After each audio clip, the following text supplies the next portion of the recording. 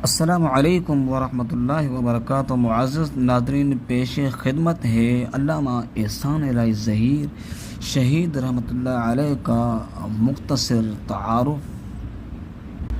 آئیے سنتے ہیں علامہ شہید رحمۃ اللہ علیہ کے تعارف کو۔ آپ ہمارے ساتھ رہیے اور ہمارے اس چینل کو سبسکرائب کریں اور آگے تک پھیلائیں تاکہ یہ تعارف علامہ شہید رحمۃ اللہ علیہ کا دنیا کے کونے کونے تک پہنچ سکے۔ مختصر تعارف یوٹیوب کی شکل میں ہم نے آپ کی خدمت میں پیش کرنے جا رہے ہیں۔ بہترین ان کے حوالے سے ایک تعارف جو ہے ہم نے وہ نکالا ہے۔ وہ شخصیت کا نام اور اسم گرامی جو ہے وہ علامہ احسان الہی ظہیر شہید رحمۃ اللہ علیہ انشاءاللہ العزیز۔ ان کا نام جو ہے وہ علامہ احسان الہی ظہیر ان کا نام تھا، اور آپ کی جو ولادت تھی، آپ کی پیدائش جو ہوئی ہے وہ 31 مئی 1945 عیسوی، سیالکوٹ پاکستان کا ایک شہر ہے، وہاں ان کی پیدائش ہوئی۔ وفات شہادت جو ہے وفات اور شہادت جو ہے وہ یہ ہوئی ان کی کہ 30 مارچ 1987 عیسوی لاہور میں زخمی ہونے کے بعد سعودی عرب میں انتقال ہوا ان کا۔ اور ایک ان کو لقب جو ہے وہ نوازا گیا تھا، بلکہ ایک نہیں 3 القاب سے انہیں جو ہے نوازا گیا تھا، جو کہ ان کی بے باک خطابت کی وجہ سے انہیں ملا تھا۔ لقب پہلا جو تھے خطیب اسلام، ان کا ایک لقب تھا، اور دوسرا ان کا لقب جو تھے وہ مناظر اہل حدیث، یعنی باطل مسالک کے حوالے سے انہوں کی ایک جد و جہد کی وجہ سے انہیں مناظر اہل حدیث کا بھی لقب ملا۔ اور شہید اسلام، ان کی اسلام کی بلندی اور فراوانی کے لیے جو انہوں نے کام کیے، انہیں کی بدولت انہیں جو ہے وہ شہید کیا گیا، اس کی وجہ سے انہیں شہید اسلام کا لقب ملا۔ آپ کی تعلیم کے حوالے سے گفتگو کرتے ہیں۔ ابتدائی تعلیم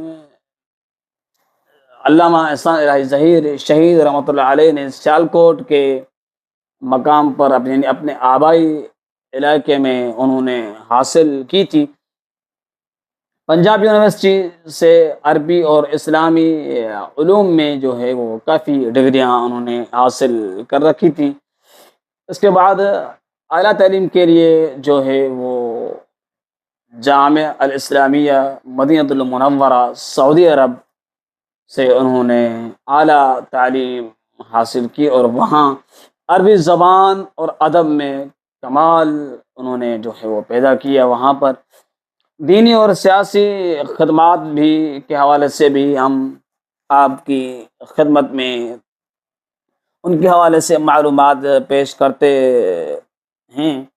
آپ پاکستان کے ممتاز اہل حدیث، عالم دین، خطیب اور مناظر تھے۔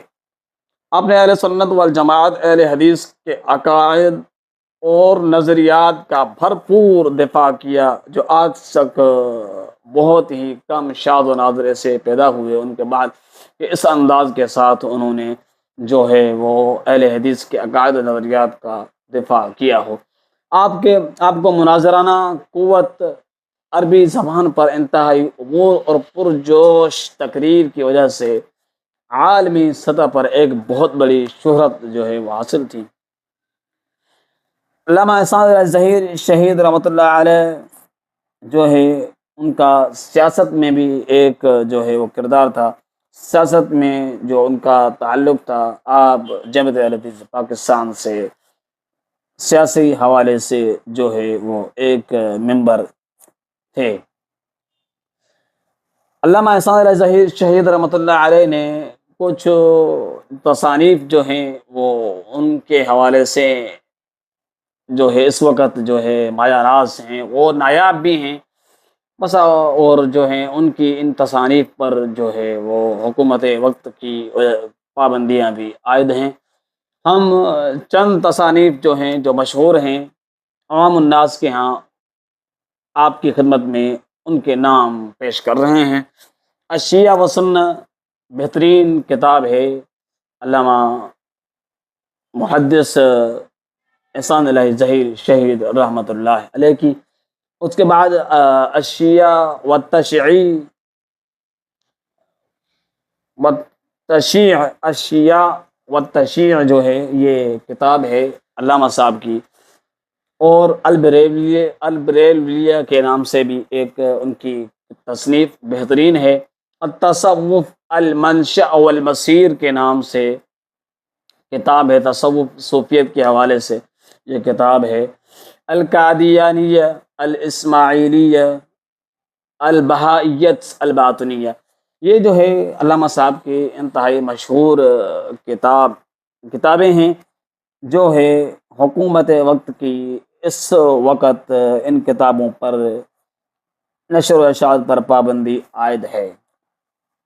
یہ کتابیں مختلف باطل فرقوں اور گمراہ عقائد کی رد میں لکھی گئی تھیں اور علمی دنیا میں بہت مقبول ہوئیں۔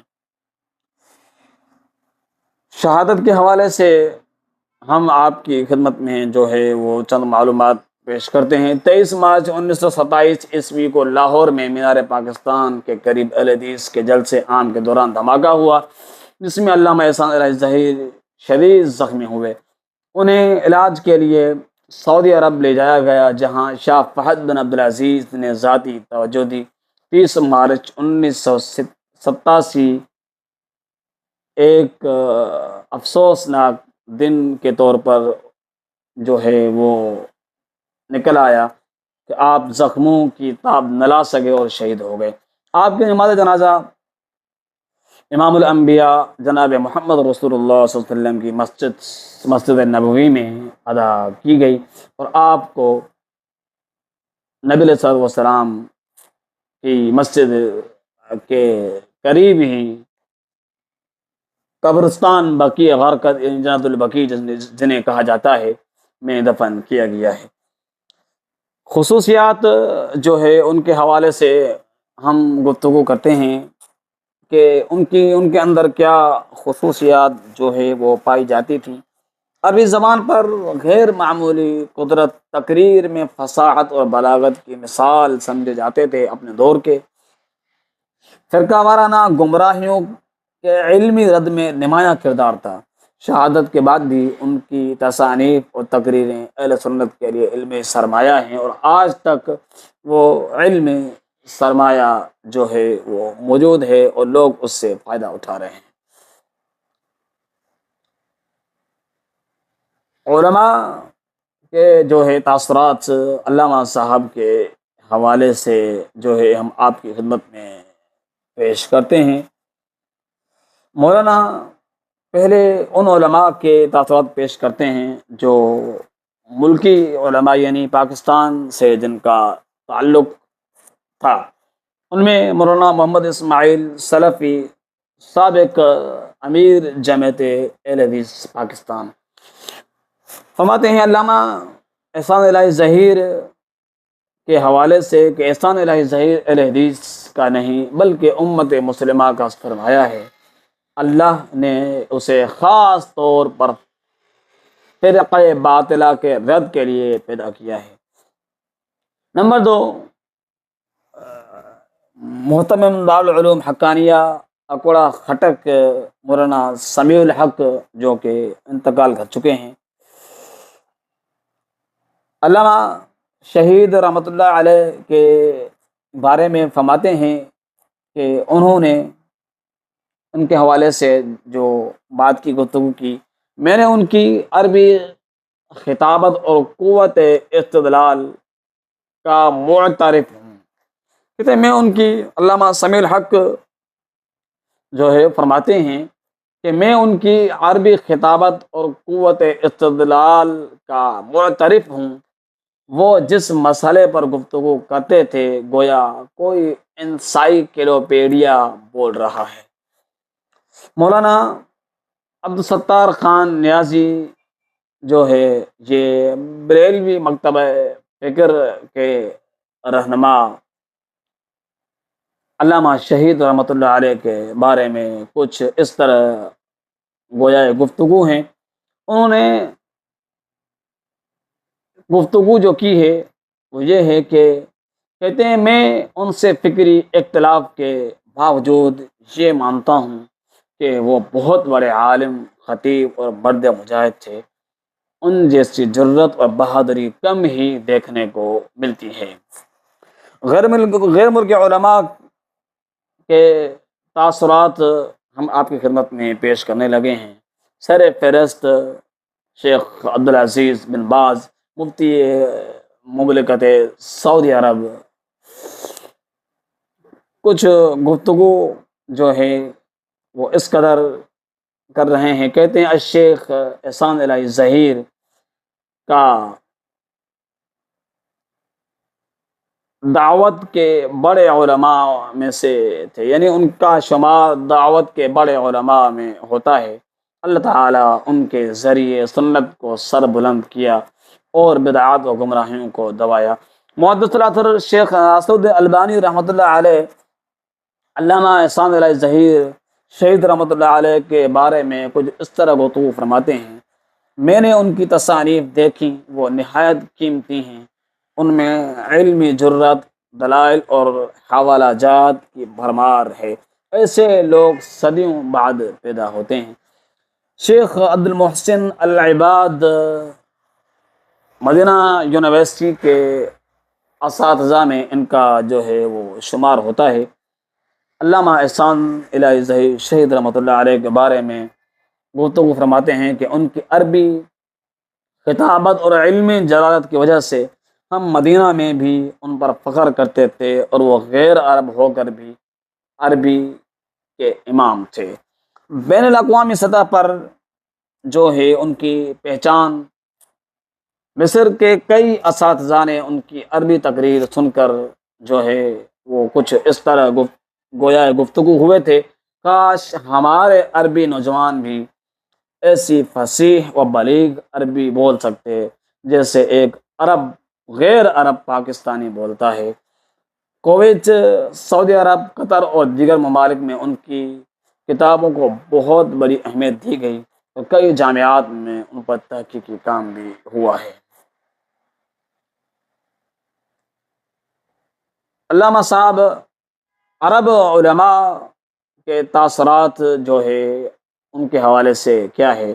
شیخ عبدالعزیز بن باز رحمۃ اللہ علیہ کہتے ہیں میں نے غیر عربوں کو عربی بولتے سنا، مگر احسان الہی ظہیر جیسی فصاحت اور بلاغت کسی میں نہ دیکھی. وہ عربی میں گویا یوں عربی کے امام تھے. شیخ ناصر البانی رحمۃ اللہ علیہ فرماتے ہیں جب میں نے ان کی خطابت عربی میں سنی تو مجھے یقین نہ آیا کہ یہ غیر عرب ہیں.